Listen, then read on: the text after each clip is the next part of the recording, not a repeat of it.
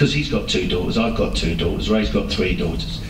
And it's about a man's love for his daughter. All your daughters, you want them to be princesses, whatever age they grow up, and then they get into those teen things, and you hate them for a bit. You still love them, but you hate them. And then they get older, and you become friends again. And it's this growing up with your dad, you know. And we wanted to write something of what happened if you lost. And I had the script, and I said to Ray, look at that and tell me what you think. I'm not sure Ethem and I have done it as a thing. And he rang me up 2 weeks later and said, who's doing it? I said, well, this guy can't do it till next year. He said, he's a mug. I said, right. He said, I'll do it. I said, well, I can't afford you. He said, how much do you think I'm worth? I said, well, I can't afford you. He said, I'll do it for you. He said, just tell me when. You fit in with my filming. He said, and you can do it. And we did it, I think, in 10 days. And Ray, true to his word, came down, was on the set, bang on. I had to get him a cup of tea in the morning and make him out pasty. That's all he wanted. And he was at work, and he was an absolute joy to work with. I've known him all my life, but he's an absolute joy to work with. And even in the middle of it, listen to this is beyond belief. We start the film, and he gets a phone call from Mel Gibson. He said, can you come out? De Niro's not on my film anymore, we want you to take over from him. Right? He said, I can't, I'm doing my mate's movie. This is true, this is gospel truth.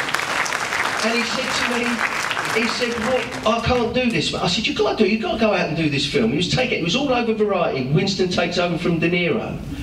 I said, you've got to go. And we had some of those we were building sets for, so we had to stop the set build. I said, we'll go around it.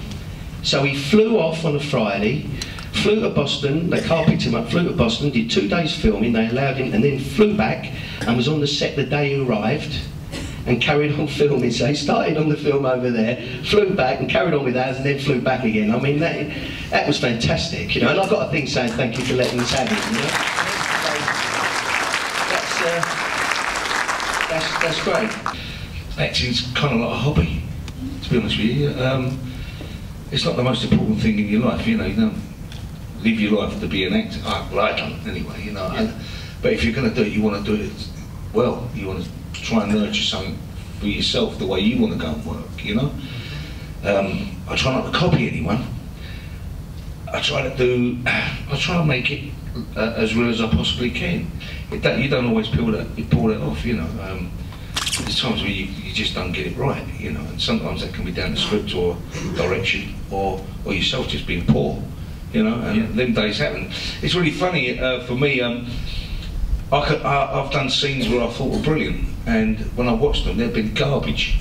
And I've done scenes where I've been so poor in them, I felt so bad and haven't found the truth in it, and watched it back and it's brilliant.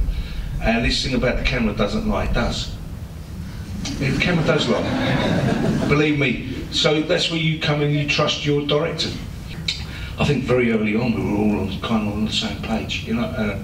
The simplicity and the bravery in the simplicity is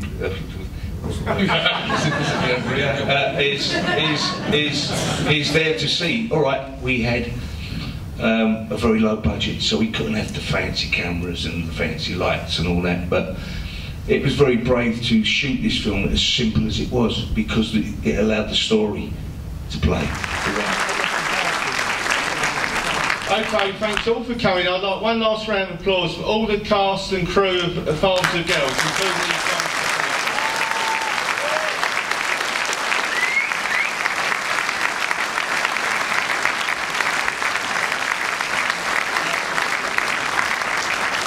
Thanks for supporting the South End Film Festival. Good night.